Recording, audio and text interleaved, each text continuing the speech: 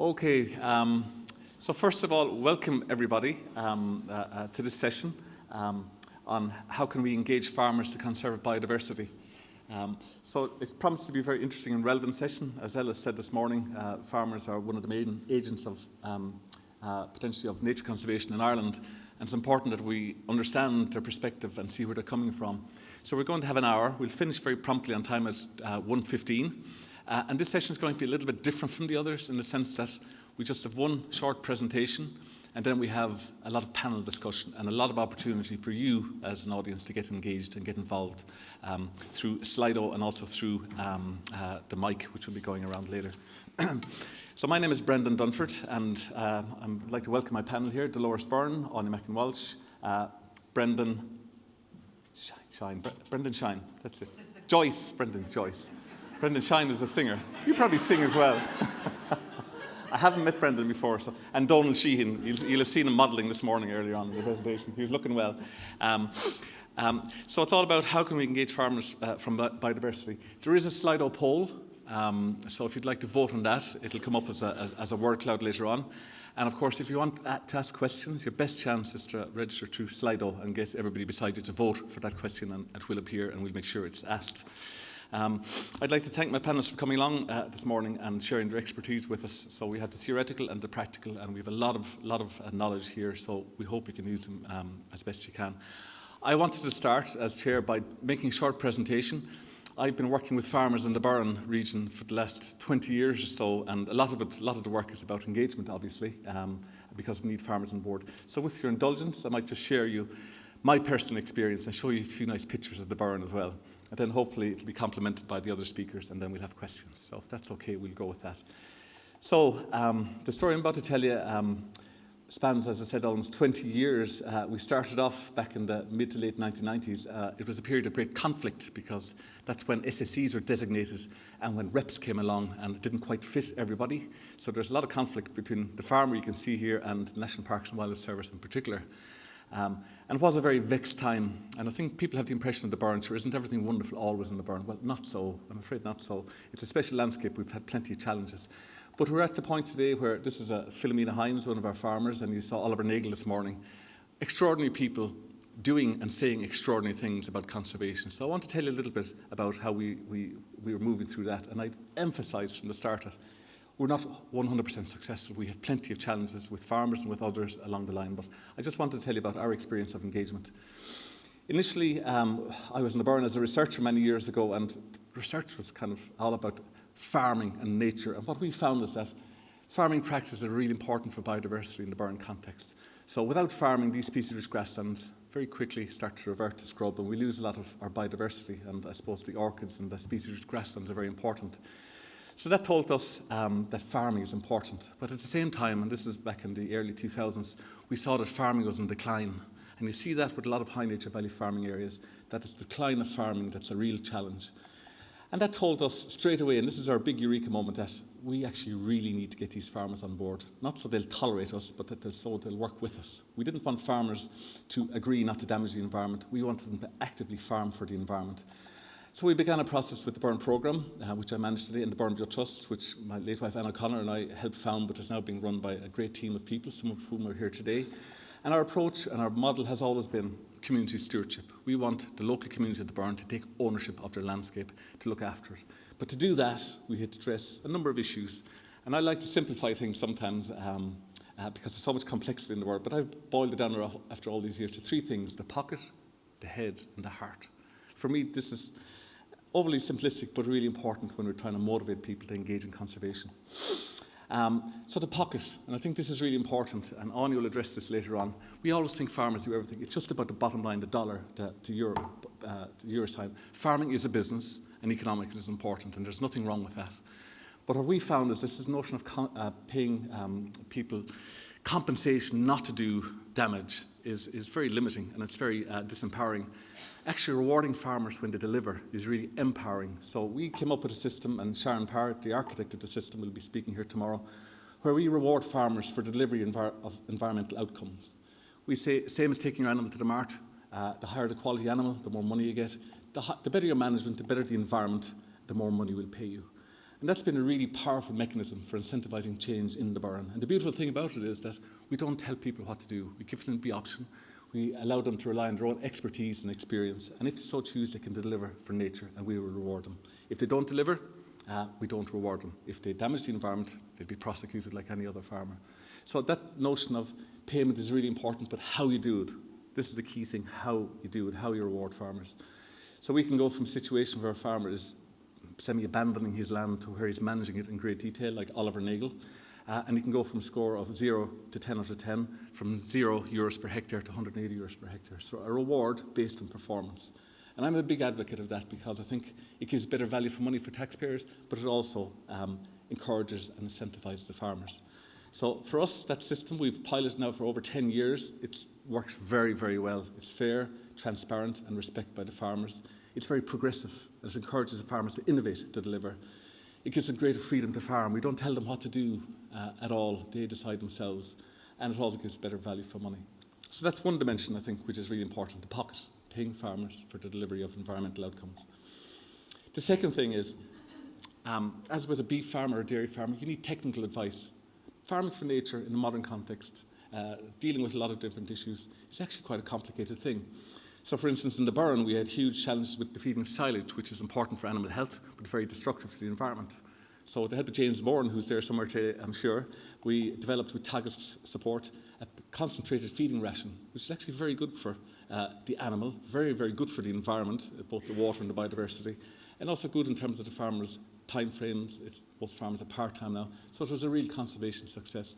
But it was high-level science and technical support that achieved that. And that's really important to remember, that we need technical support.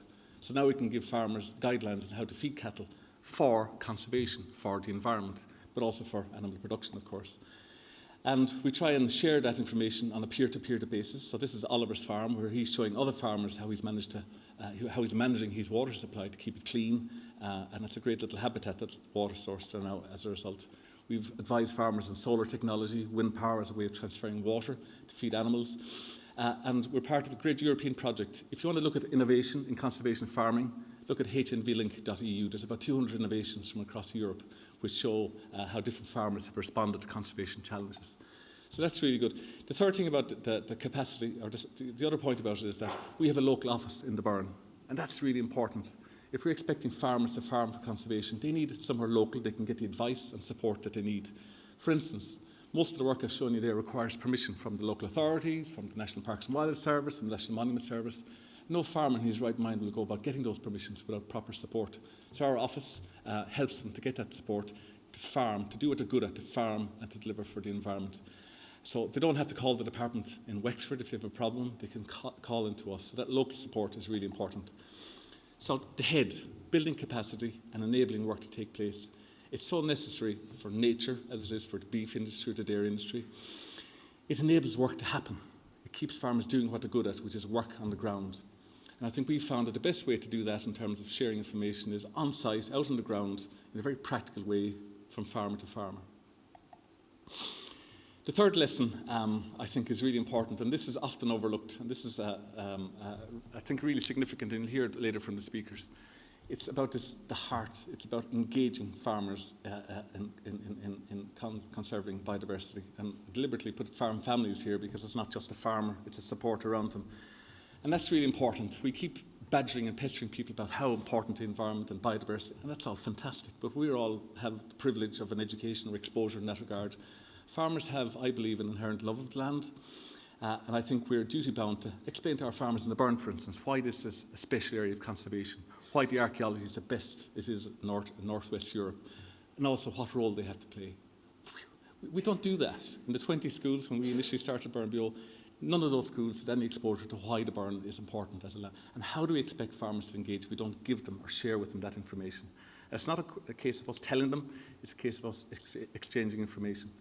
So we set up Byrne Bio just about 15 or 16 years ago to address this issue of engaging farm families in biodiversity, and it's running strongly today. And we started off at a point, this is from Eileen O'Rourke, at a point where, and this will resonate, I think, with a lot of you from across Ireland, the majority of local people have not taken ownership of their heritage, both natural and cultural. There's a sense that it's imposed from above and from outside. that it's been abstracted from us by the scientists, by the policies that we feel left out as farmers, I think is a sense. So we tried to address that. And Byrne is an organisation which started locally but is becoming more national by the minute, where we connect people with their places and role in caring for them. So in the centre here you can see a few of the 2,500 young Byrne school children who've been through a programme called RBAPS, and Aine Bird here from Byrne is the woman to talk about that. It's phenomenal. It's where kids become graduates as experts in their place. So I'm not the expert, those guys are the experts. They're the future guardians of the landscape. And we have monthly walks and talks, and a lot of this stuff should be happening in every cherished landscape right across Ireland, be it urban or rural. We celebrate the importance of farming, not just for food production, but in terms of the heritage value. So we have a big event every winter called the Byrne Winterage Festival, where the community go up onto the hills with the cattle to put them back onto winter pastures. That's really important. So that happens every year. Every month we have a walk in the Byrne, usually led by a farmer, and the farmer then gets to understand what society values about his work, and also society get to value what their taxes are paying for when they pay for farming for conservation in the Byrne. It's been a huge success. We've had it every Sunday for the last 10 years. We have archaeological volunteers, so people can learn by doing in the landscape. We have what we call the tea talks every month in Tubber over winter. We have a heritage talk about butterflies or monuments, and the local community in their droves, 70 or 80 people a night, come along to hear about that and to take ownership of their heritage. We have events for teenagers. We even invest a little through a great project called Changex in community well-being. And this is a big concept, I think, for me, is that if we believe that these landscapes are important, we should also invest in the communities in these landscapes and their health and their well-being as well. And that makes it more attractive, making that link between people and place. So community engagement, a huge issue as well. Better understanding between farmers and the public is what's been generated as a result. Stronger, more connected communities. It's a way of bringing communities together. Like we see with the volunteers, a lot of people who've come to the Byrne have joined the volunteers, and it's become a social occasion for them. Business opportunities such as farm tours. The best farm tours I've ever been on have been with farmers on their land. Wonderful, wonderful authenticity and wonderful stories as well. And of course, ultimately, if we've got an engaged farmer, we've got an engaged community, we really have a phenomenal output from that, as we've seen in the Byrne as well. And just after the session, we'll finish here at 1:15. We'll have a very short little thing about Meet the Farmer, and that arises from a project we set up just last year with Board BA support called Farming for Nature. And it's while acknowledging the negativity that can surround farming and the environment, we want to celebrate the positive. These guys like Donal and Brendan and Oliver, they're my conservation heroes. They deserve to be heard. Their stories deserve to be heard. They deserve to be acknowledged in front of their community and held up as really model farmers for the future of our country. So we had a little award ceremony last year. You can see Ella was there and Mairead McGuinness as well. So acknowledging farmers who deliver for biodiversity, creating new role models and shaping a positive narrative. And you can all nominate a farmer if you like next year. So just to finish off my little input, I could have slides upon slides here, but very simply, I view farmers as a huge conservation resource. Think about that, a huge conservation resource. There's so much negativity, but there's so much possibility as well. But I think we need to do better to explain to farmers what it is we want them to do and why. 20 years ago, advisors were telling farmers to reclaim fields, now telling them to preserve. We're talking about climate, we're talking about biodiversity. It's befuddling sometimes. We need to give a very clear message to farmers what it is we want them to deliver and why. Then we need to create systems to reward and acknowledge and celebrate those farmers who deliver what we want and to hold them up as pillars in our community. Then I think we need to provide those farmers with practical, relevant, ideally local technical support to enable them to make that move toward conservation. And finally, we need to make farmers feel part of the solution, not part of the problem. And I think farmers are feeling very entrenched now with Brexit and with climate change and with emissions and things like that. It's a difficult time, and entrenchment gets you nowhere. We need engagement a little bit more than that. So those are a few lessons from the Byrne, and you're lucky because I could have talked for hours on that, but I kept it hopefully fairly concise because I wanted to broaden beyond the Byrne. The Byrne is a very special place. It's still a place where farmers manage the land like the rest of Ireland as well. But I think I want to broaden out a little bit now to other high nature value farmed landscapes and other farmed landscapes across Ireland. So to do that, I'm going to invite Dolores Byrne from IT Sligo to address you for a few minutes. So we'll have a short input from each of our four panellists. We'll have a few questions and then we'll go to the floor. Dolores. I'm behind you. Sorry, I can't see anybody because the lights are so bright and it's very difficult to follow Brendan and the Burren, but I'll try by giving you an insight into County Leitrim. So just to give you a bit of background about myself and why I'm standing here in front of you today, and I was wondering that in the train this morning, but I come from County Leitrim and I work in Sligo, so I cross over the border every day to go to work. I'm actually from a farming family in County Leitrim. So I grew up on the farm saving hay, making haycocks, making hay ropes, building houses out of the hay that was left over, catching frogs, going up to the bog, going down to Lochgill, standing in the water and seeing eels float in and out of around our legs. And you know what? My children have never seen an eel. So I go down to Lochgill now and there's zebra mussels.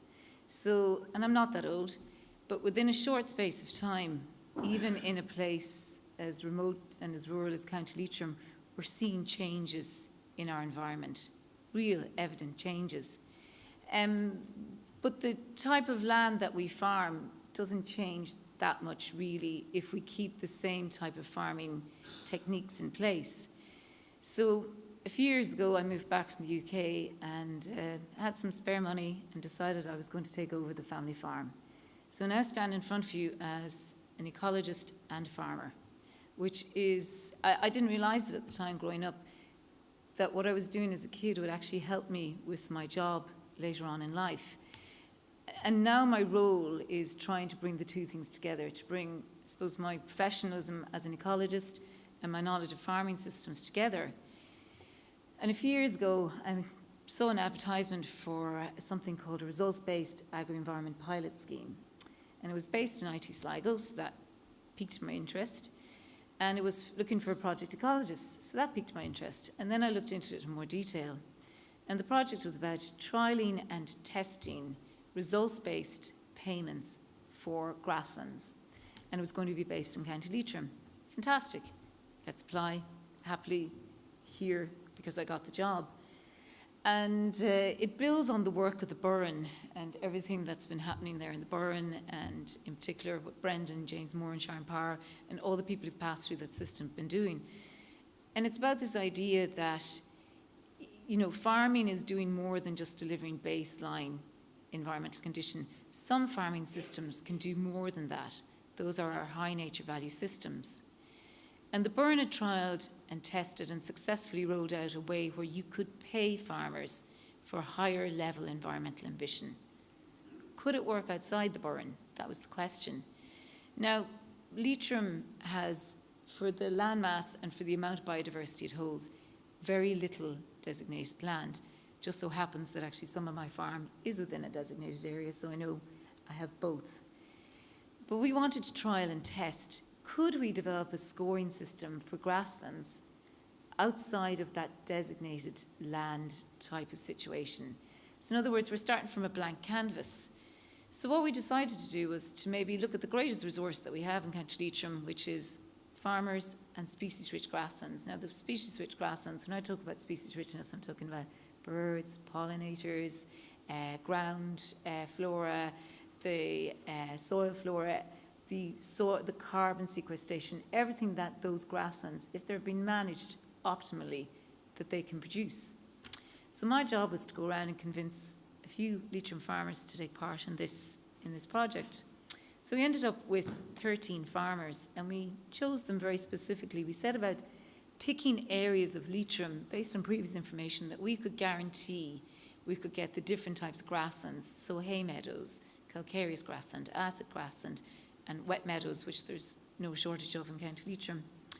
So we went around, picked a few different areas, and it was my job to go and convince the farmers to take part in this scheme.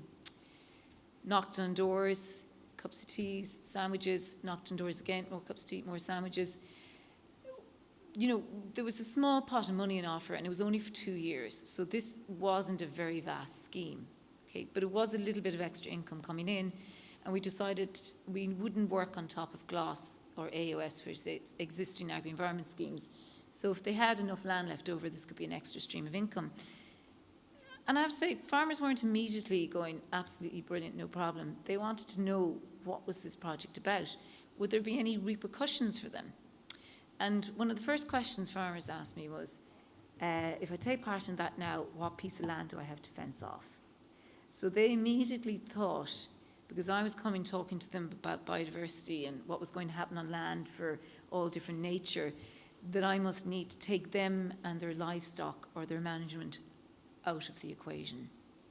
And so I was trying to explain to them, the same as you had to do in Byrne, Brendan, that they're at the heart of this. Without their management, without the management of their ancestors before them, I wouldn't be there talking to them, because I want them to be involved in this project. I want them to tell me their opinions, how they feel about it, is there anything we could change, and I want them to talk to me about how they manage the land, because I'm really interested. If I go about developing the scoring system, and if you want any information on that, come and talk to me later. We've got a website, RBAPS.eu. I know it's a terrible acronym. RBAPS.eu. Lots of information up there.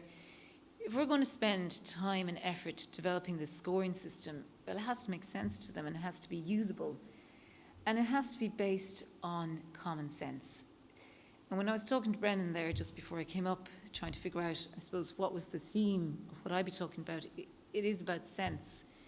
Because when I explained to the farmers what we were trying to do and what was the outcome that we wanted out of this project, they all started nodding their heads eventually, going, actually, that makes a lot of sense. We've never had a scheme that's just for our type of land. Now, what's our type of land? It's this type of land here. Now, this, Ella will recognise this day that we spent freezing on Tommy's land, because Ella came down to County Leitrim just to do a bit for Ear to the Ground, and I'm sure that's still up online if anybody wants to have a look at it.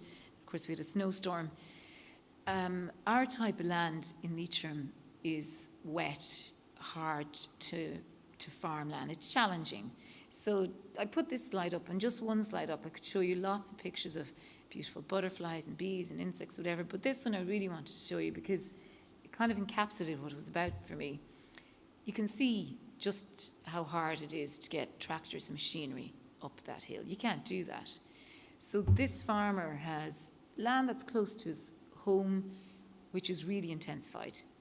And then this land that's further away from his home isn't intensified. And actually, the land further away is the land that we took into the scheme. And Tommy, the farmer who's there, being interviewed down here in the distance, and you know, the one thing he said to me was, please, just you do all the talking. But actually, he was brilliant at the end of the day. He had a, I won't say a road to Damascus turnaround, but he would have called his good land the land that was down beside his house, the land that was fertilised, the land that he cuts his silage from. And so I'm coming on the scene and I'm talking to him about his good land, meaning the land that you can see up there in the hillside behind you. So we had a bit of a debate about whose good was right. But the change around came when he's on Ear to the Ground, he's there going, now my bad land is actually my good land. Because we changed the way he saw his land. We'd given him an ability with a simple score sheet that's just one sheet like this, with a few things that we're looking for. We changed his ability to see what his land was worth. Now, I know this morning we talked about putting a value on nature. Should we put a value on nature? Why would we put a value on nature? The reason we should think about putting a value on nature is because we're losing high nature value land like this because we haven't even stepped into that arena. And I think that's why Donal, coming behind me, is going to be talking about the EIP process. That's such a vital part of our next steps forward. It's engaging with farmers and talking about a different market that they can provide their land to. So growing up in County Leitrim, like I said, we were never far from nature. I didn't have to go very far to see pine marten or marsh fritillary. I'm lucky enough to have both of them on my farm. But talking to my father, if he was still around, if I said to him those are important, he'd shake his head and he'd go, no, he had bad land because he didn't have land that was good for production, because that was the signal that was being sent, was productive land, looked green and produced lots of livestock. So now we have to capture that other value, that biodiversity, or whatever we want to call it, because I had a big debate in among the team, you know, what would we say to farmers we're looking for? So we tried habitats, ecosystem, biodiversity. The one we came to use at the end was nature. we're looking for nature on your land. And nature means lots of different things to lots of different people, but we can show them what it means in terms of what we're looking for. To show that this could work in County Leitrim was really important because we are the forgotten county in many ways, shapes and forms, but we have such a stock of land that's of really high quality for biodiversity, really high quality for all those things we've talked about this morning, ecosystem services. But farmers have never been told that in County Leitrim. So, you know, the Byrne gets quite a lot of visitors and input and attention, and it's a beautiful scenic area. I would hope that the same would happen someday for County Leitrim because we have all of that available. It's just that we've never turned the story to looking at that. So if I was to leave you with a phrase that maybe the farmers would have said to me, it's fair. And you don't really get farmers saying that very often, but it is fair. The ability that you know you're getting, let's say the scores out of 10, you're getting a 7 out of 10, and you can see why. And you're getting a certain amount of money associated with that. Whereas Mickey Paddy Joe down the corner is getting 10 out of 10, and it's clear why he's getting a 10 out of 10. That's a fair system. And that's what farmers react to, is fairness and the ability to talk to you about why and how could they improve it. And what Brendan said is very true. Local advice, local ability to deal with issues, conflicts, challenges, those things are very important. What I would say as well is, you know, this ended last year. We only had money for 2 years. I'm still getting the farmers call me up going, would there be any chance of that scheme starting again, Dolores? I was there thinking, you know, I didn't do the X, Y, and Z now, and that piece of land is looking in really good condition. Even if it's not starting up again, would you come down and have a look at the land? They miss that connection with people, talking to them about a different aspect of farming. So the EIPs are a filler in of that at the moment, but there's only a small amount of EIPs happening around the countryside. There's none in Sligo, there's none in Leitrim. We did put in a bid for one, unfortunately it wasn't successful. So I'd love to see this type of approach scaled up and spread out. That would be very important to me personally, and also as a legacy of the project, the scoring systems that we developed now inform the hen harrier and the freshwater pearl mussel schemes. And happily I'm involved somewhat in the freshwater pearl mussel scheme and also in the Inishowen Farmers EIP up in Donegal. So it was a small scale project, it lived on, and the farmers are really still interested in this type of approach. And hopefully at some stage down the line, they'll get a chance to re-engage in it. Thank you.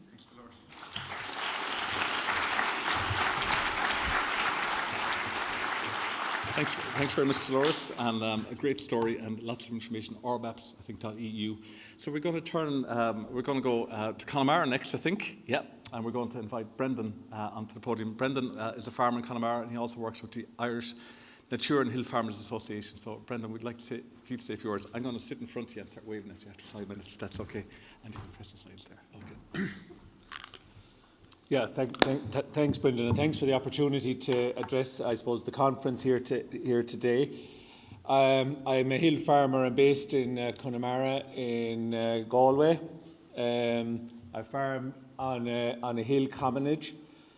I suppose a mixed livestock farm. It's mainly sheep with also some suckler cows in the form of Galloways and Blue Greys. So I suppose the hill that you see in the photograph here, and I suppose we also would have a blanket bog area off to the right-hand side of it as well, is designated under the SAC and in its totality, and about half of the commonage would be in an SPA, and we would also have in HA status.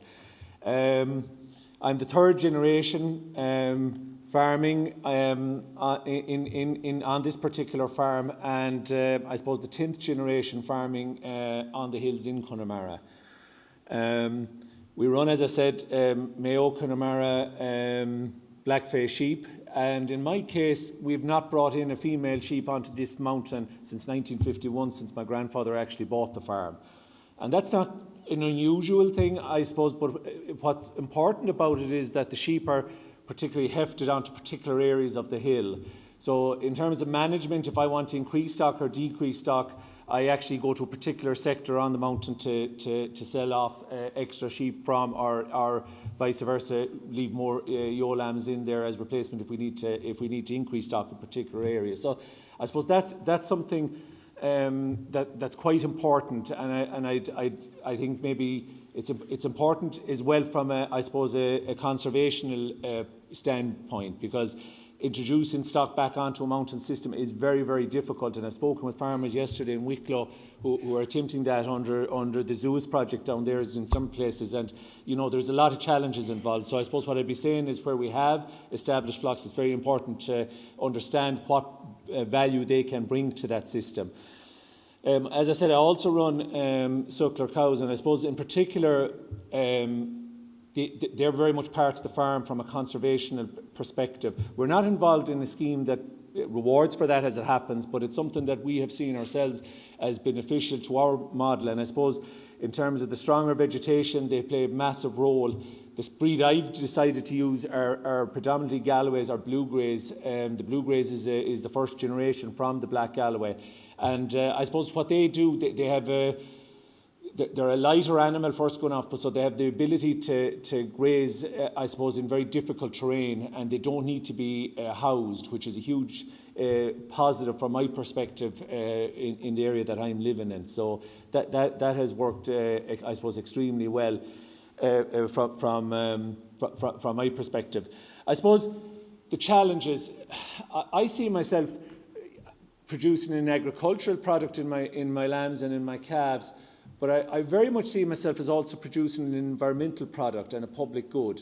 And I know there was a discussion in the previous session here on natural capital, and I would embrace that view. It's not that it's difficult to put value on what the environmental good is, but believe it or not, it handicaps me today in making a case, because I suppose in the farming sector we have always viewed agricultural product, and I suppose it's to try and get the message out there that what I am doing on my farm is delivering an awful lot more than just an agricultural product. And I suppose it's difficult under the CAP process and under other schemes to say, well, what is your true value? And I would firmly state that hill farmers who manage their farms in a proactive manner, that many of us do, are among some of the most productive farmers in Europe. And I would have no problem in putting that position out, but we need help in that. And I know the discussion that happened earlier around natural capital, I think that has a role to be brought another step, and there is logical reasons why I think that discussion needs to happen. I'm a glass half full kind of person, and even though I see that as a challenge, I think it's something we need to, that we need to embrace and get on with. Also, we have issues as well in terms, as I said, my farm is designated, so I have to work in line with many regulation and rules that are there. But I suppose the biggest problem we're seeing from a farmer perspective at the moment, if I take the Birds and Habitats directives and in good environmental management, there are measures which I will deliver that are very good from an environmental perspective, but yet sometimes from the agricultural perspective, those are seen as not good agricultural practice. And I fall between two stools, so I have two masters. And again, I don't want to see this as an insurmountable problem, because I think it's in our own hands as stakeholders to align those policies. But right now there's different interpretations coming from Department of Agriculture, as might come from, we'd say, through guidelines under best practice in environmental. And that's something that I would ask, again, in the interest of participation and support here, that we need to get correct, because it's not fair, I suppose, if we're trying to do our best as a farmer, or Brendan is trying to advise a farmer, that at least there's a clear, understanding that we're all pulling on the one hymn sheet on it. And the schemes are important. I think it was mentioned early on, I run a business effectively. And I suppose what I'd say, the EIPs are very good, and I would see the pilot projects that has been ran, there's very good lessons to be taken out of them. But it's awful important that the mainstay schemes such as REPS, GLOS, that more measures are brought in. Sometimes the simplification process is you reduce the measures, and one size fits all. And I can guarantee you, what I do in my farm, is not something that's applicable where I was last night with some Wicklow farmers. You know, there are changes that's just from the type of land they farm, different types of hills that we have to take on board. So I think what's very important is that in the broader schemes, that the lessons we take from the EIPs are brought in as a suite of measures, so that there is a range of possibilities for me to contribute positively from an agricultural perspective, but also from an environmental perspective. And I suppose in the debate that's coming up with CAP, I think that's very, very important to do. And I think going back to the designations, 15 years ago, I wouldn't be able to stand as a farmer in this room. And I think that's a fact of maybe where we've come to in some respects. Because the policy of bringing designations in as a dictation to anyone, if you just think of what that does, you know, it sets a them and us. And yet, I'm 10 generations farming there. You know, we know what works in it. Yes, we have had, in different times, the farmers have been as guilty as anyone else of having to make the best of what situation was put in front of them.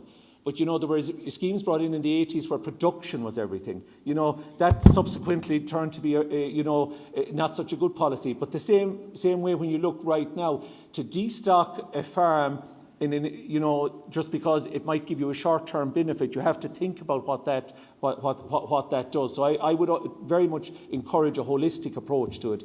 So again, I'd like to thank for the opportunity to speak, and I wish everyone a good conference. Thank you.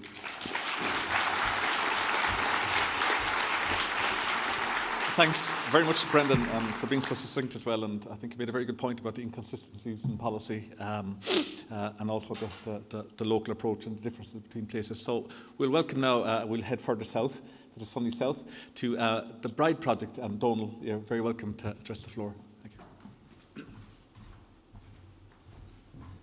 Thanks very much, Brendan, and thanks, Hannah, for the invitation.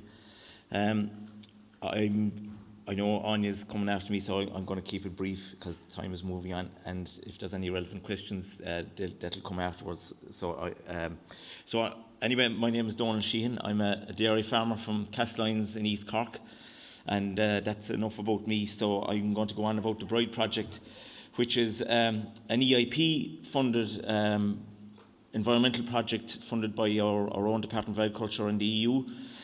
And how it came about was, I suppose, a sense of frustration, really, from myself and a colleague of mine, Paul Moore, who's a tillage farmer, and another colleague of ours, Tony Nagel, who was an ecologist, and we were continuously having arguments about the state of biodiversity loss in Irish dairy farming, or farming in particular, but dairy farming also, and how we could do something about it. And Tony, being the ecologist and not being from a farming background, always felt that there was an easy way out of it. You know, you can just do this, and surely that would work. And why don't you just do that, and that'll work? And it wasn't like that. You know, you kind of have to be a farmer, and you have to look at it from a very practical point of view about how to bring the two together. And so that's what we set about doing, and in conjunction with John Finn and Dara Hulacon from Teagasc and Ali Copeland, we set about putting an application together, and thankfully we were successful.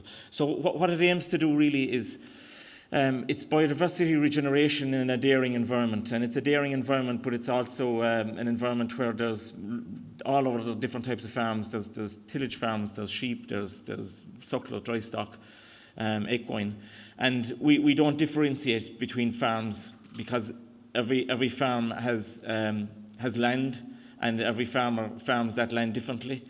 Whether you're an SAC or an SPA or whatever having yourself, you're in the Bride Project if you come into it, and we draw up a plan for each farm to dealing with the farmer and the way he farms or she farms, and what they have in the farm, or more importantly, as was mentioned already this morning, what they might not have on their farm, but what they should have on their farm.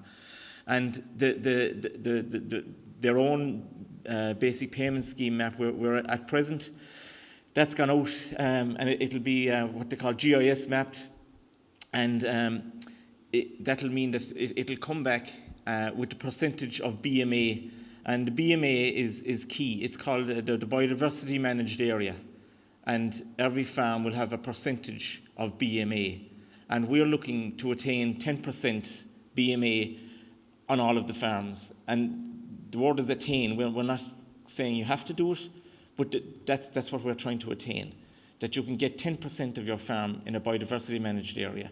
So that area will take in all of what Dolores referred to already as the waste ground, the bad ground, the stuff that the farmers generally don't want to know about. So we take in all the hedgerows, the quarries, the bog, the wetland, the habitats, the field margins, and we put them all together, and we say that's whatever percentage it's at, and we draw up a plan for each of the habitats that make up that whatever percentage it is.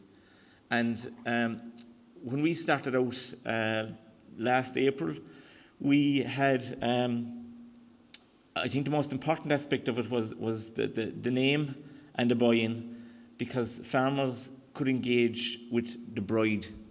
That's the local river. And there was a kind of a connection that this was a local scheme, and there was a bit of a pride in the Bride that they were doing something for their own area.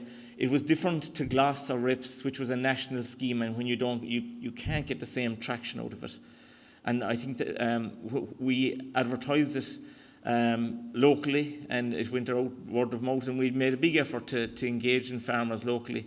And on the first public meeting we had with our farmers, we had 110 in it. We had 50 seats, and we had to get out extra seats. We actually had to open a partition in the same room. There was that much interest. And a lot of it was just, what is this about? There's a bit in the paper about it. But a lot of it was farmers genuinely wanting to do something for their own environment and for their community. And I would disagree that farmers don't care about the environment. They do, but there was no engagement up to that. There's no awareness. I went to Agricultural College a good few years ago. The word biodiversity wasn't heard of then, but there was, we don't know about biodiversity. We were never told about pollinators. No one told us anything about water quality. These are all new things. And so we are engaging at that level and raising awareness with farmers about its importance and getting down and dirty with them, if you like. So after that meeting, there was they had a simple form of wanting an expression of interest if they had an expression of interest in getting into the project. So out of that expression of interest, the forms came in fast and furious, and within 2 weeks we had to close it. We were oversubscribed. We were hoping that we get 30 farms in year 1 and 20 farms in year 2. We had 65 farms in 2 weeks, and we promoted it, and we got great coverage in the television and so on. And in the intervening during last summer, we surveyed 30 of those 50 farms for pollinators, for wild birds, for vegetation, i.e. wildflowers, and the results are coming back now. And we brought the farmers back in December, and we said, and all we had up to then was an expression of interest. We had nothing, we never said anything about what they'd get out of it. There was nothing about the financial rewards, about the results-based payments, which the scheme is based on. And of those 65, we have 62 came in the door within 1 week. We gave them a deadline of 1 week because we wanted to finish it up before Christmas. They came in the door of the office and signed up, committing to that project. So I don't know whether they'll take out 3 or 4% of their land to get up to 10, but we would be saying that at the very least, they're going to maintain whatever percentage they're at, and with the results-based payment, the quality will increase because we'll be driving that with results-based payment. Just very briefly before we finish, a simple way that the results-based payment works is hedgerows, which are so controversial. You leave your hedgerows grow, and that benefits your carbon footprint. It benefits shelter for your animals. It benefits biodiversity. If you leave your hedgerows there, it benefits flood relief. So you get a higher payment if your hedgerows are left grow. We say just side trim them than if you shave them. If you shave them, that's fine, but your payment will be down. And that's a very simple way of the way the results-based payment will go. Brendan, we're pioneers in that, and we're only following on. So that's an overview anyway of the Bride project, and thanks very much.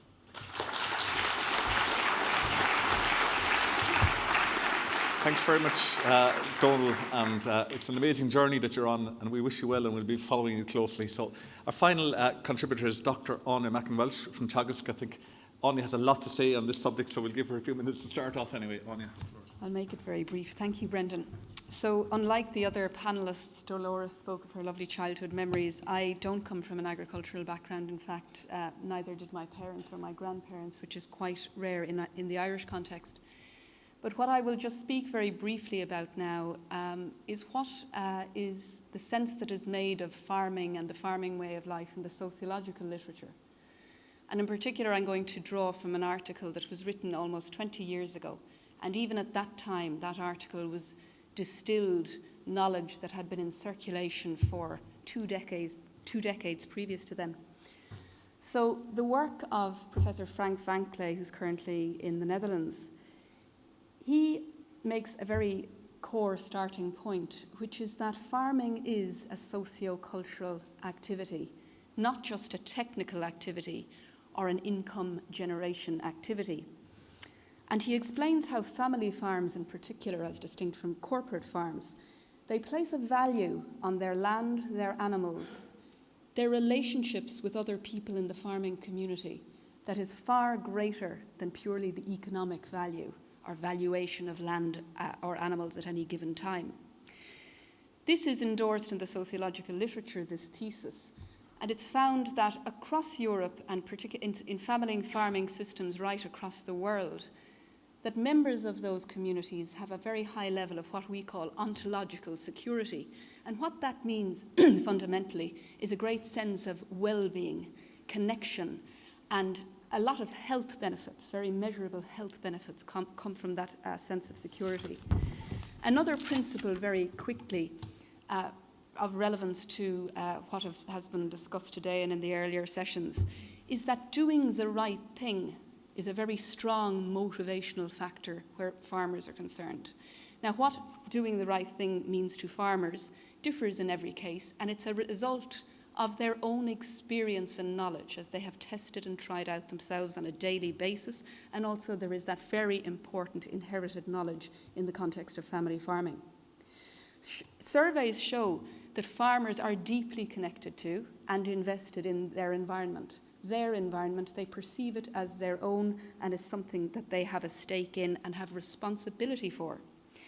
So when it is perceived that farmers may not implement a particular policy measure, whether it is to further the productivist agenda or indeed, or relatedly, the conservation agenda, it shouldn't be understood necessarily that farmers are anti anything or one camp or the other, but rather that they have their own normative view and that this antagonism can result as a conflict of views.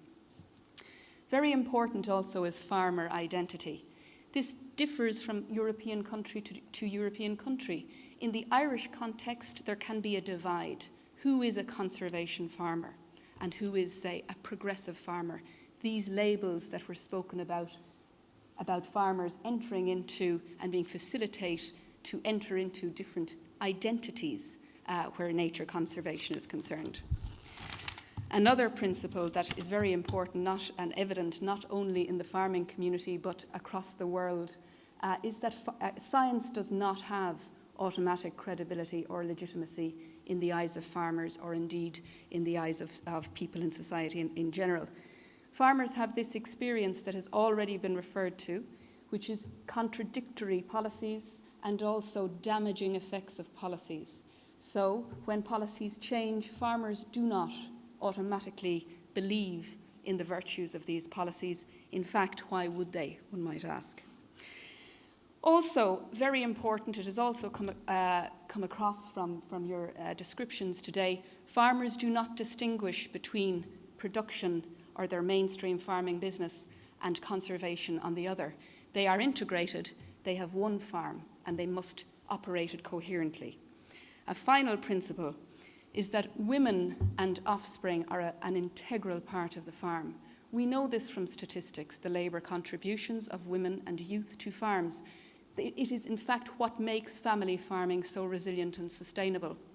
However, in farming, the farmer category, the occupational category of farmer, is occupied only by the farm owner, who is often male, in the eyes of policymakers and also Extension, which is the agricultural schemes. So that is something that I think needs to be reformed in order to benefit from and leverage the skills and knowledge of women and offspring. So finally, as a very final comment, it is principles such as those, there are 27 of them and they are growing in the sociological literature. And in this context, Frank Vankle again advocates for the establishment of social licenses that should be gained by any green initiative or biodiversity initiative to increase its legitimacy, credibility, and ultimately its success on the ground. Thanks, Brendan.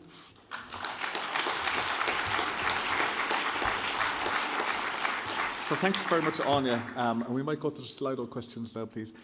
It's a fascinating paper, a guy called Frank Vankle, V-A-N-C-L-A-Y, and these 27 principles are phenomenal, and they actually address a lot of issues that were mentioned here this morning around farmer engagement. So I want to take a few questions. We'll take 3 or 4 from the floor. Given that we started 10 minutes late, we're going to finish within the hour as promised, which is 10 minutes late. So first question, how do we ensure that public money, CAP Pillar 1, is diverted away from big agri and distributed to farmers with the greatest biodiversity assets and public goods? Brendan, do you want to tackle that one? Yeah, I suppose there's a big debate on how CAP funding is brought forward, and I suppose our own view is it has always been, that there needs to be a fair distribution of that within the farming model. And I suppose in historical systems, that has proved, where if you were bigger and stronger, you had the bigger ability to leverage and build up payments. And certainly there's a move, I think, over the last number of CAPs to give a better fare. And we in Ireland, I know, have adopted the convergence model, which has certainly been a more positive step, and we would encourage that convergence certainly continues and makes the family farm sustainable. And I think that's the key view we would have in terms of the CAP programme going forward, and that I suppose going to the Pillar 2 element of it, that when you put schemes in place that you actually allow enough measures, a suite of measures that are relevant to the individual farms to deliver real benefits in terms of the environment and in terms of the farming practice.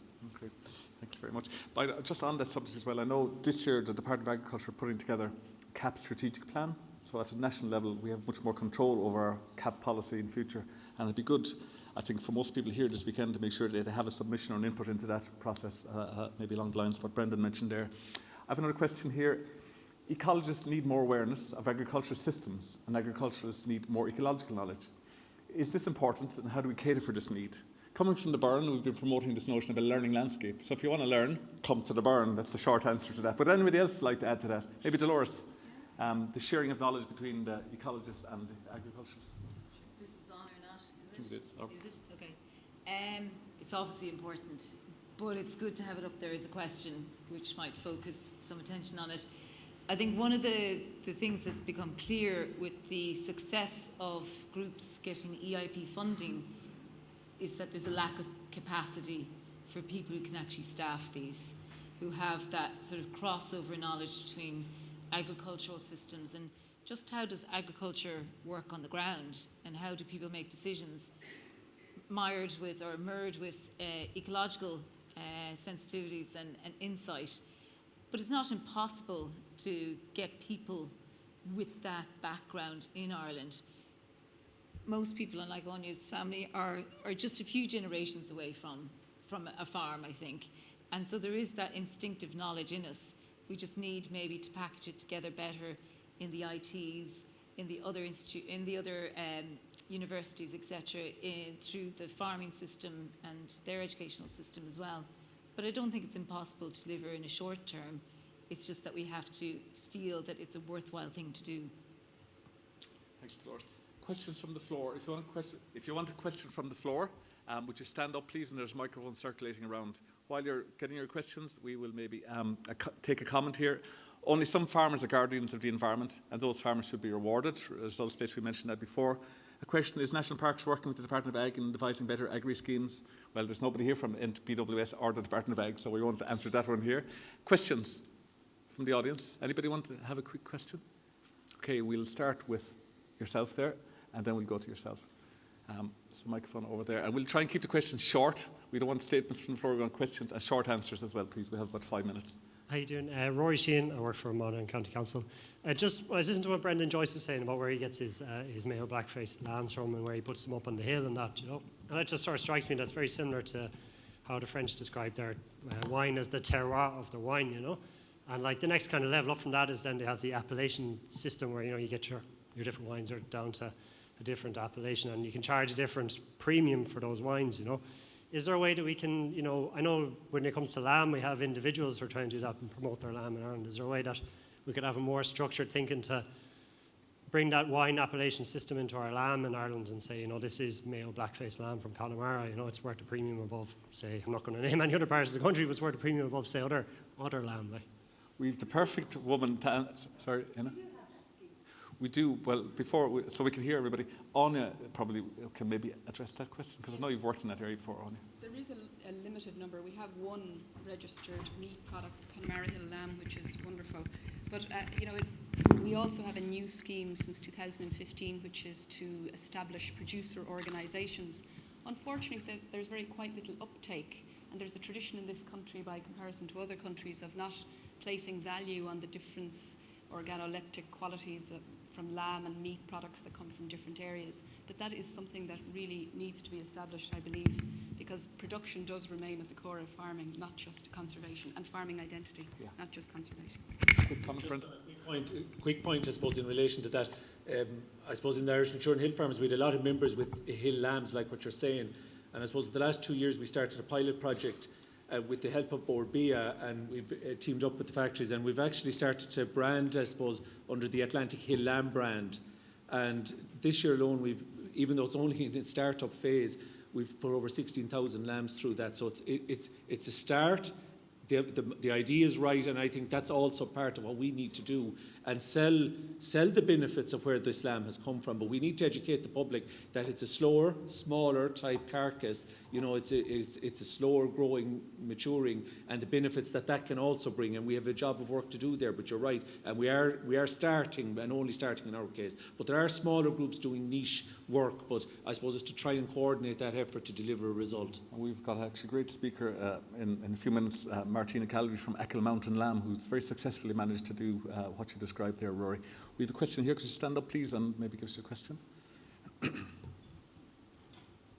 Hello, Eric Conroy on Teagasc. I've just come from the previous session about where climate change is going to be the big issue going forward for loss in animals and plants from habitat loss. There is an issue about cows, cattle. Do we have to move away from cows and cattle with their big fields, which has no real biodiversity in terms of fertiliser, to a tillage-based system, which maybe would encourage more biodiversity? I'm a city person, so maybe don't fully understand, but just with trees and crops, would that lead to more, and also help our carbon footprint by reducing our cows and cattle? Thank you. No, it's a very interesting question. Given the fact that Donal hasn't had a chance yet, I'll let you take a crack at that one, Donal. It's a difficult question, but what would your impression be from speaking to other farmers and for your own experience? So reducing our carbon footprint, and I suppose the way the Bride project will work, the 10% I was talking about, that'll include woodland, hedgerows, whatever, they'll all be drawing down carbon footprint. As far from my own perspective, I would like to see a reduction in the stocking rate. I think the stocking rate that is there at the moment is probably too high. We have water quality issues. We have biodiversity issues, and also with the expansion in cow numbers, mea culpa, it's very difficult to get labour, and farmers are under stress. So, and on top of all that, then you have a generational, the next generation coming up. If they are looking at this, all this hard work. You can't get labour. That's a big issue. So I would like to see, certainly, it would help all around, I think, if the stocking rate that's there at the moment is set lower. It would help the environment, and it would help the farmer as well. Thanks, Donal. I think it's a fair response. I think just, for instance, in the Byrne as well, there is a trade-off between carbon and biodiversity. We do need a certain number of grazing animals out there, but it's a case of how do you manage them in a way that will help the climate agenda, but also help the biodiversity agenda. It's quite complicated. Climate change is one dimension of affecting our land management, but there's others. The question down there, I think Maria, is it, if I can see it? Yep. And also with the Botanical Society of Britain and Ireland, BSBI.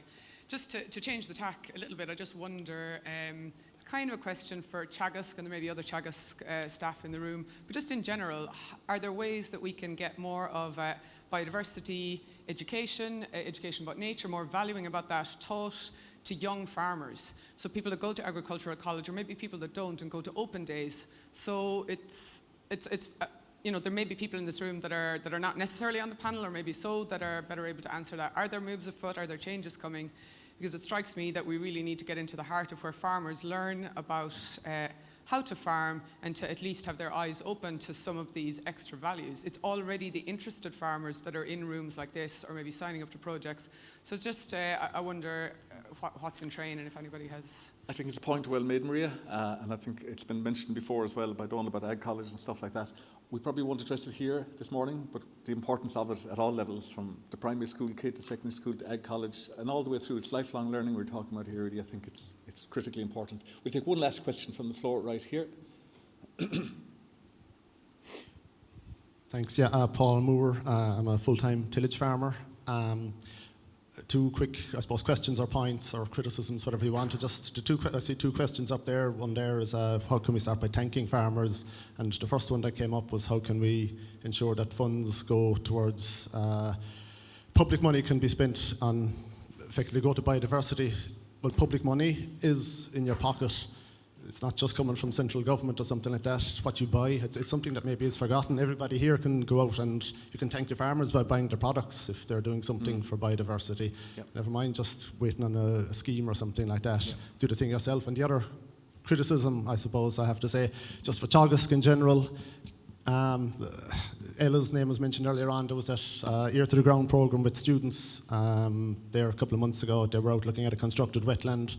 And she put these are Teagasc students, I think, and the question put to them, what do you think of that? And I mean, derisory was their attitude, I suppose. Teagasc doesn't do a great job of education in terms of biodiversity. Any big stands or anything like that, or exhibitions, you've got the two researchers from Teagasc, John Finn and Darragh Hulacan. They're kind of down at the bottom of the tent, back at the kitchen, beside the toilets, with a little stand, sort of. It's not a good... it's not a criticism on you or anything like that. It's just in general, biodiversity hasn't featured in education, in agricultural education.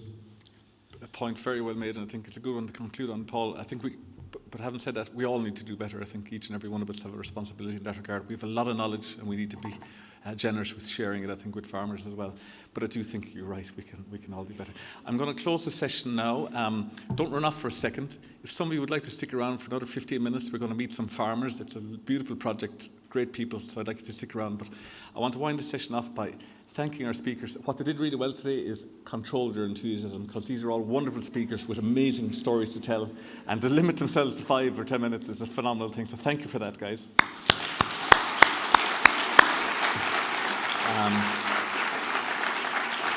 And I think you can see we mightn't have answered the question, but there's patterns coming through, the local effect. I think that having localised approaches, I think this having policies which are more enabling rather than inhibiting, I think is really important.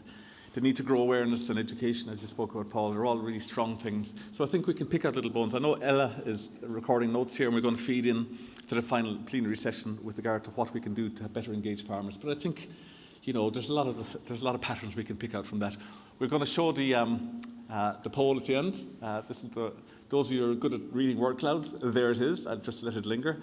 And we'll leave it at that. We're going to have a little session on Meet the Farmer, and we're going to finish that by 1:45, and there's a second round of lunch being served at 1:45. So those of you who'd like to stick around for a few more minutes, you're very welcome to do so. I'd like to thank the panel, and we're going to switch panels now, and Bridget will join me on the podium.